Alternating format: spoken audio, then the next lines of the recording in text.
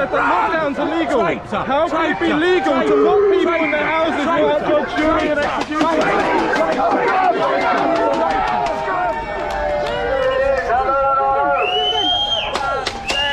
Fuck you, Nick Watt! Fuck you, BBC! Got it! Fuck you, BBC! Fuck you, Nick Watt! You have been found guilty of hitting a tin with a spoon. Yeah, yes. I stand, well, yes, I did hit that tin with a spoon. So, yeah, but my intention was not what they said, so, you know, whatever. Here we are. It's ridiculous, but it's, you know, this turning into quite an important case because it's all about the rights of us to actually hold the BBC and the government to account. We hadn't done anything. We'd called him a traitor. None of us had touched him, none of us had sworn at him, unlike some of the other people that were in the video. One of them hasn't even been found, curiously. None of us touched him, and all of us expressed an opinion on how we believe the BBC have acted since March 2020. I very carefully used the word traitor to describe the BBC because they've committed treason. Their role, which Nick Watt stated many times, was to educate and inform in an impartial way the British public. And on the 23rd of March 2020, when Ofcom wrote to the BBC and other news providers, telling them to follow toe the government line, to not have any dissenting voices and to silence any opposition, they became traitors. The moment that they failed to, the moment they started following that Ofcom directive, they betrayed their obligation to the British people. We were found guilty even before we came into the court, obviously by the newspapers and Priti Patel and Boris Johnson. So Gary Lineker, Piers Morgan, all these people were putting us down. So it was judged by, it was trial by mainstream media even before we got into court. So I knew what the verdict was going to be. It's a sham court, it's a sham system, and yeah, it was clear to me that we were never going to stand a fair trial. Well, it is so blatantly a political stitch-up. They were absolute. There is no jury in the world that will convict people on these just absolute bollocks charges. I mean, the way that the judge talked was just like any possible inference that this war correspondent journalist might possibly feel intimidated or upset in any regard was like put to the maximum high standard. And yet standards for accountability, standards for people's right to protest, individuals' right to just express themselves and tell the absolute truth. Actually, that guy is a traitor. He's an absolute traitor.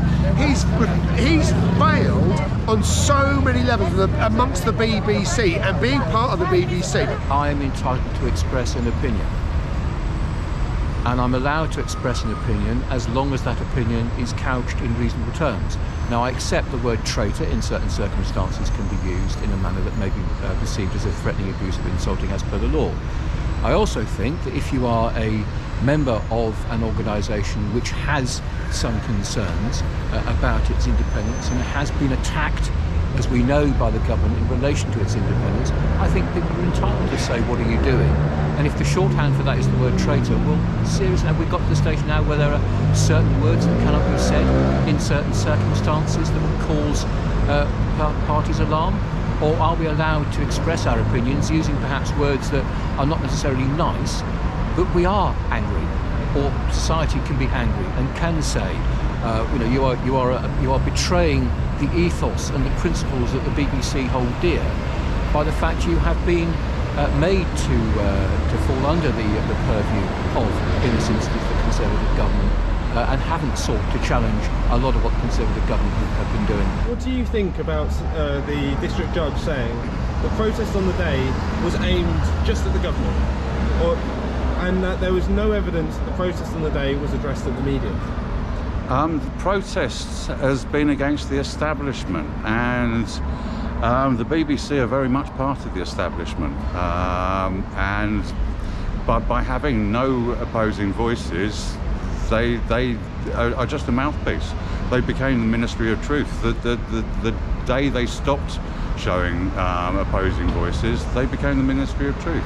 I think it's complete bollocks, because people were like wearing umbrellas and placards saying that they were against the BBC, and I take it that was filmed as well by alternative media. So for the judge not to have considered those images and completely ignore them, that's just a completely false statement, really. It's a subversion of reality, really. She just wants to see what she wants to see. It's absolutely ridiculous. I mean, of course, it was directed at the government, and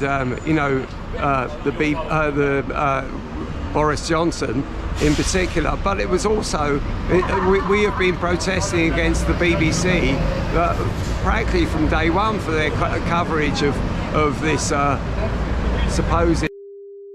And their lack of reporting of any of the real facts about the hyperinflated. So of course we've got an issue with the BBC, and we've been campaigning against the BBC, as long as this nonsense has been going on. The protest was about the BBC as much as anything else, because the BBC is the propaganda machine for the government. They are hand in glove with the government.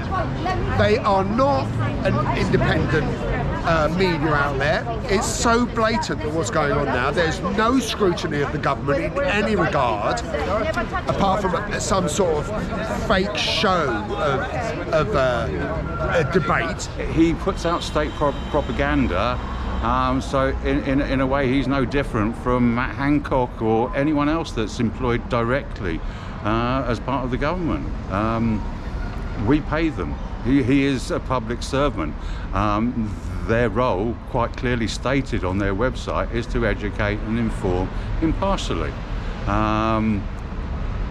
And for 2 years, what was it? It was, 2 years last year, they hadn't been doing that. They hadn't done it once. Total censorship of scientists and academics alone should show people that there is an absolute atrocity going on here. This is that alone.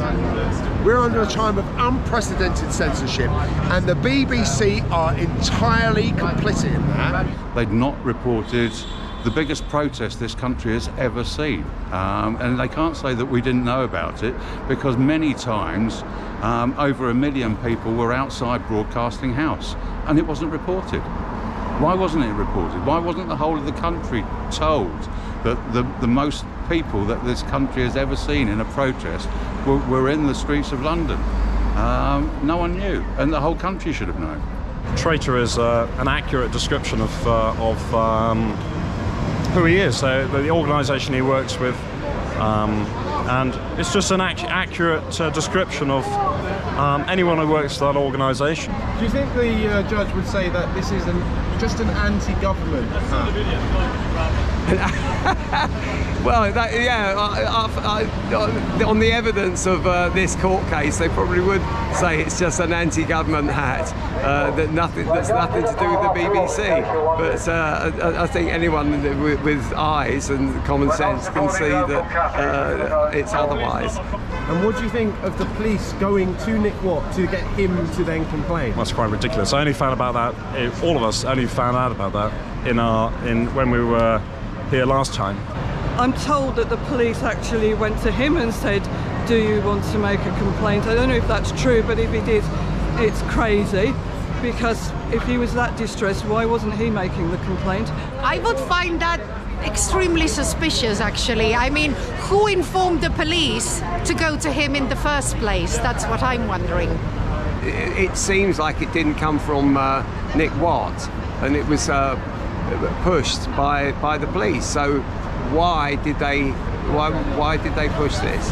You know, who was telling them to push this? Because I don't think it's some. You know, obviously we're in a situation now where the police don't do anything if it's to do with real crime unless they're told by someone to do it. What she was claiming was basically that, considering the frightening context that what happened to Mr. Watts happened in, because it happened in such a frightening protest context, then the so-called guilty parties should not have behaved in the so-called threatening manner that they behaved, because Mr. Watts felt apparently assaulted that way. That's the argument that she was presenting in order to find everyone guilty, which I think is ridiculous, because a journalist, or someone who apparently calls themselves a journalist, should be prepared to meet with these sort of frightening situations. There are possibilities where things may get out of hands when you go to a protest. Nick Watt was running about. There were police everywhere. There were so many police. He could have easily stopped and said, "Look, I'm getting worried about this crowd behind me." So should Nick Watt grow a pair of balls? Definitely so. I'm wondering whether he doesn't already have those balls. Real journalists are arrested and attacked and mauled. How many times have you been attacked? 10? How many times have you been kettled?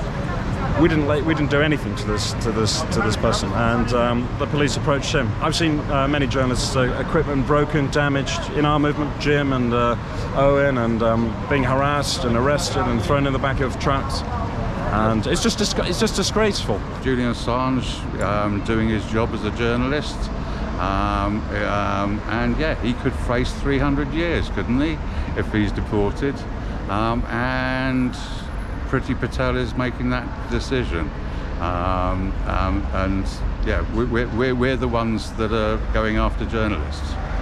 He's not a journalist. Nick Watt is not a journalist. If he's not doing any journalism, then he can't be called a journalist. Whenever I go to these court cases, I go fully aware that we live in a corrupt system, and that no judge, no jury, if it was a jury case, no barrister is really prepared to put their jobs on the line by insulting the bar for which they work for.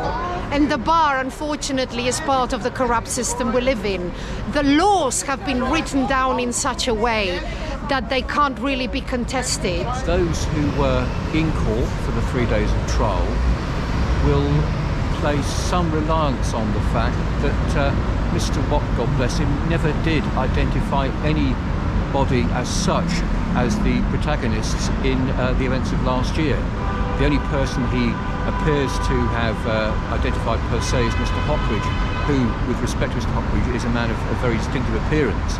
2 others were not identified, and those are the only 3 that caught his eye in relation to the event. So I think, if I may say, that I think we all have some concerns about how this case has come to be and how it is that these 5 defendants have come into court and now, as we now know, have been convicted. I'm just appalled because this isn't justice. There was no harm done. The narrative right now for them is not to give an inch in terms of giving the freedoms they've taken away from us during this convenient era. So if even one of us, one of the people being judged today, were found not guilty, that somehow would represent the freedom movement and the freedom fighters putting our foot on the door. And it would signify the beginning of maybe starting to get some of our freedoms back.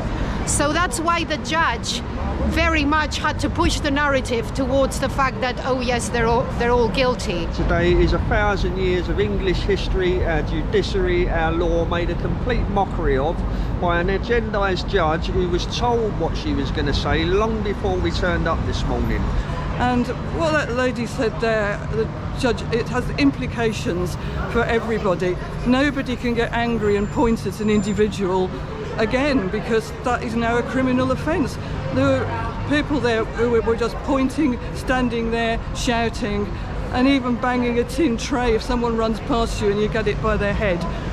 Well, how is that a criminal offence? I don't understand this. It's crazy, and it has massive implications for daily life. And what do you think about the idea that the district judge said that the tin and spoon could be used as a weapon? My shoe can be used as a weapon. Yeah, I could take my bracelet off and use it as a weapon. Chris had been there all afternoon, in his own words, blowing his whistle and tapping his tin. And he tapped his tin at Nick Watt. And in the evening he carried on blowing his whistle and tapping his tin. The following week when he was arrested, he was blowing his whistle and tapping his tin. It's not an M16, is it? Anything could be used as a weapon. You know, whatever. My belt could be, I could pull off my belt and use it as a weapon. Your lanyard could be used to strangle someone. It's, you know, yeah, if that's your defining argument that I could be using that as a weapon, then someone's bicycle, someone's, you know, something lying in the street could be used as a weapon. A custard pie could be used as a weapon. It's a joke, absolute joke.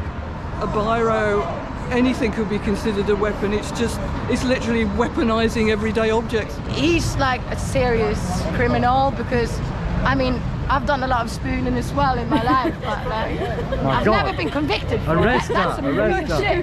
good shit. Champion spooner, an unarrested spooner. Don't know what to do. It's just like it's a joke, isn't it?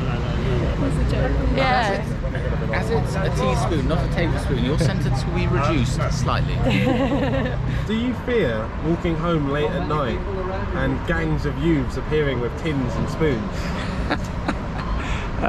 Not really, but you never know what could be around the corner. I think even if they were banging them, I'd just laugh and walk on. It's funny. I mean, I find it amusing that he's banging his tin tray. It's unusual, it gets attention. It's not a crime. Well, it wasn't until this morning. It is now apparently an offensive weapon to have in your possession a spoon or a baking tray. Say no more. People, you need to wake up. We no longer live in England. This is not England no more. Our heritage is being stolen in these buildings. No more to say. 1, 2, 1. There's some lyrics in It's so glaringly obvious and you're so scarily oblivious. Oh, it's hideous. It's so vivid, yeah, I'm livid. Used to be glorious, that's why I'm furious. What other options are there but gouging out my eyes or suicide?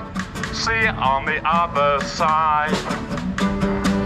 Here's a toast to those who tried. Where are they now? They died in the Western Cultural Landslide. Don't look at me with derision, we've had the fatal collision. It's not an eclipse, it's the apocalypse. We're as robust as a feather. When will it be good again? Never! So concerning, blood boiling, anger burning, demoralizing, despicable, disgusting, dispiriting. A once fine bird with an injured wing. Don't believe the drips, this isn't a few blips. Forget plan A, B, C, D, E, F, G. Goodbye, Western society. In who can I confide? Here's a toast to those who tried. Where are they now? Oh, they died in the Western Cultural Landslide. In who can I confide? Here's a toast to those who tried. Where are they now? They died in the Western Cultural Landslide. Thank you very much. We're the Non-Nonconformists, and you've been a beautiful audience. Thank you very much. We want honest journalism from the BBC. We want you to stop censoring real issues. We've had enough.